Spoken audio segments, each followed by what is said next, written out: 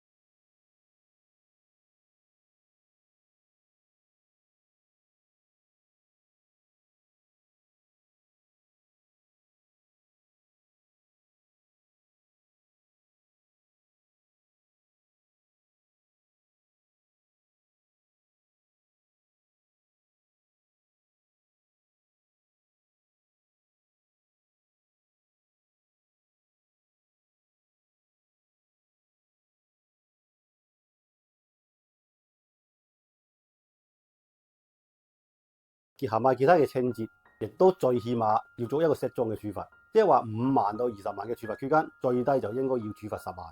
假如呢間店呢一次冇得到一個足夠大嘅教訓，幾個月之後，佢可能又會故態復萌嘅啦，又會重新成個廚房都係得過期原材料嘅啦。當地嘅朋友可以保持關注，到時去驗證下。多謝。